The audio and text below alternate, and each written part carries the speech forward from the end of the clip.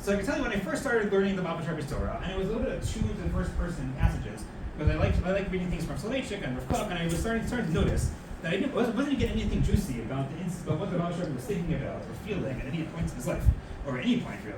There's really nothing there as far as I could tell. At first I just thought, we know the Rebbe was a private person. We know that he never really wanted to be the Rebbe. That's what it seems like by all accounts.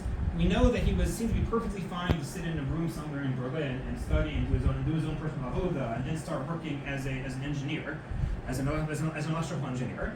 So he was a private person. If you're a private person, you're forced into public leadership. You speak about ideas, speak about Torah, you speak about previous generations. You don't speak about yourself.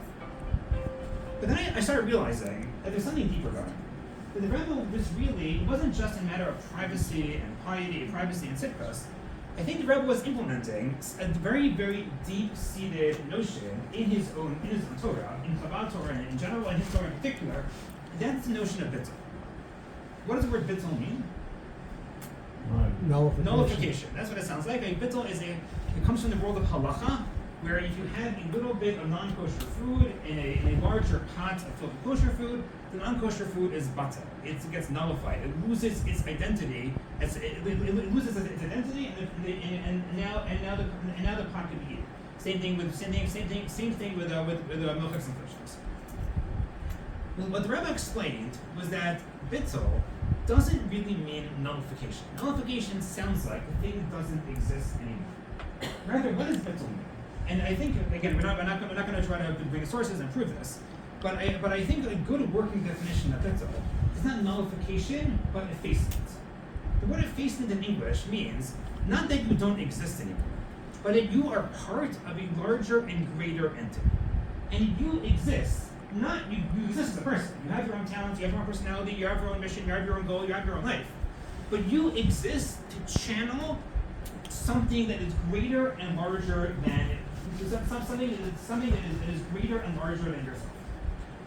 And the Rebbe spoke about bittul in so many different levels. You should be batel to your teachers. Not that you don't exist, not that you can't ask questions, but that you should realize how amazing your teachers are, and view yourself in terms of your own identity as an extension of your teachers. You should be batel to your parents, to your family. You should be batel to Am Yisrael. Yes, I am an independent person. I am Yosef Bronstein. God put me in the world at a certain time, in a certain place, in certain families. He gave me certain educational opportunities. He led me to meet certain people. So I am an independent person. But when I think about myself, before I go to sleep, if I look in the mirror, in addition to seeing me as an enclosed person with clear boundaries, I have to view myself as a person that gets to channel Am Yisrael. A person that gets to channel something that is greater and larger than myself. And ultimately, if you're familiar with Chabad literature, bittul ultimately happens to HaKadosh Baruch Hu. I don't exist as an independent person. God put me in this world so that a certain light can shine through me to the world. It is a unique light. It's something which only I can shine into the world. But what is the source of that light? God. And every other person around me, when I look at them, and when they think about themselves, they should be thinking exactly the same thing. There is a single source of light. There is HaKadosh Baruch Hu. There is the sun. This is the classic MASHA about bittul in Tanya, Fabrengen, Gimmel, and other places in Tanya, that God is like the sun. And what are all of us? Rays of light. Is there an ontological difference? Is there a difference in terms of essence between the sun and the light that is coming from the sun? No. The sun produces the light. The light comes from the sun. The light doesn't exist when it's separate from the sun. But each ray of light is unique. Each ray of light shines and enlightens a certain new place in the cosmos, a certain new place in the world. We're all rays of light coming from the same sun. We're all rays of light coming from HaKadosh Baruch Hu, coming from God. We have to view ourselves as being transparent, as being able to shine Hashem's light in this world. Each person in their own unique way, we're all part of some greater entity. Why did the Baal Rebbe never speak in first person? Why did he never speak about himself? We're not talking about somebody who was lightweight. We're not talking about somebody that didn't let his opinions be known. We're not talking about somebody that didn't realize he was a leader of the generation. He had very strong opinions, and he let everybody in the world who was cared about knowing his opinions, even some people who didn't care about his opinions, let everybody know about his opinions. We're talking about a very strong personality, a very strong leader. Yet he never spoke in first person. Why? Because what did the Mamish Rebbe realize? What was his mission and goal in life? To be batel to some greater entity, to his Rebbe, to his father, to his parents, to Am Yisrael, and ultimately to a Kadosh Baruch Hu. So if your goal in life is to shine something that is greater than yourself, is to be a conduit for something that is for some larger entity, which means so much more than me as an individual person, then of course I am going to do so much in this world. I am going to act nonstop. I am going to be active to the nth degree. But in terms of my mindset, what am I thinking of? Not myself. I'm thinking about things greater than myself. I'm thinking about Am Yisrael. Thinking about Kadosh Baruch Hu. Thinking about my teachers, my parents, the people I want to bring more into this world and shine their light through me. I think that now, like Rav Shloime said, we're at war.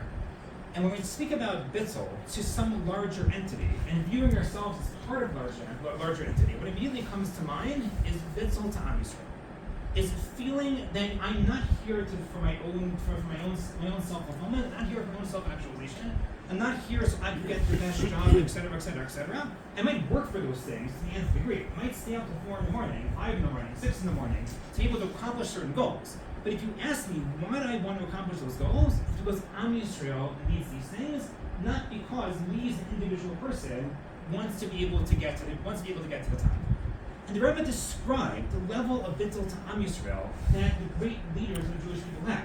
Moshe Rabbeinu. It's hard. I knew Rabbi Chabad. I hardly learned with actual Chabad people, so it's hard for me to know what is actually well known in Chabad circles and what's not. But I think there's a well-known sikha in Yosef Bronstein. The Rebbe points out the following: that the last words of the Torah are the Inei Kol Yisrael. And Rashi says, what is the Inei Kol Yisrael referring to? What did Moshe Rabbeinu do before the eyes of the Jewish people? He broke the lukos. And God said, YITZCHAK it was a good idea to break the lukos. So the Mamish Rebbe says, great. Let's assume it was a good idea that Moshe Rabbeinu broke the lukos. But why is that the climax of the Torah? Why is it the last words of the Torah? Moshe Rabbeinu's whole life was to bring the Torah down from Shemayim to the Jewish people. So why end off the Torah with the fact that Moshe Rabbeinu initially broke the Torah in order to give it to them a second time? It seems to be very anticlimactic. It seems to be against the thread of Moshe Rabbeinu's life. And the Rebbe said, why does the Torah end with this? Why is this the greatest praise of Moshe Rabbeinu? Because he was the no-saint of Torah. Why would somebody that brings the Torah down from heaven to earth, the only person in the world who could bring the Torah down from heaven to earth, why would that person break the glucose? Why would he break the glucose? What motivated Moshe? And the Rebbe explains what motivated Moshe? Bittul to Am Yisrael. And that moment, after the Chat HaEgel, Moshe Rabbeinu realized that if I fulfill my own personal life mission, which is to bring the Torah down to the Jewish people are going to be finished. They're going to be punished for the ego. And what did Moshe Rabbeinu do? Self-sacrifice. He sacrificed himself and his entire mission for the sake of Am Yisrael, for the sake of the Jewish people. Moshe Rabbeinu says, God, erase me from your Torah. My entire mission in life is to bring the Torah down to the Jewish people, to write the Torah for them. But Hashem, erase me from your Sefer, erase me from the history of the world, if Am Yisrael is going to be hurt. And that's the level of bittul that the Rebbe says Moshe Rabbeinu had, and that's what the Torah ends off with its own breaking, just to emphasize, yes, the Torah is important. Yes, Moshe Rabbeinu's personal goal is to bring the Torah down to Am Yisrael. But what's more important to Moshe Rabbeinu? Viewing himself as part of a larger entity, and that entity is the entity of Am Yisrael. And that's something which I think, particularly the Chayalim and families of Chayalim here, I think all of us who live in Yisrael feel this connection to Am Yisrael. That we're not here just for ourselves, we're here as part of some greater entity.